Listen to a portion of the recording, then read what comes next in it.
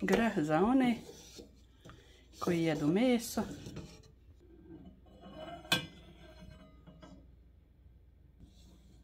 Grah za one koji ne jedu meso. Kruh iz rašta.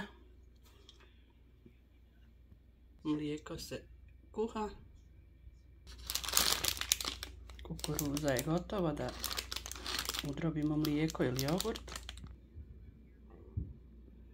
Poruka za sviju.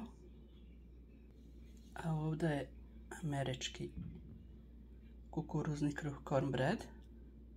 To ćemo uz grah. Ovdje je mješavina kukuruznog i bijelog brašna. A za desert baklava.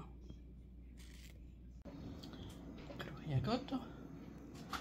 Namazan puterom. Sjaji se, vidite. Zato ga ima puterom, zato što ovako fino sjaji.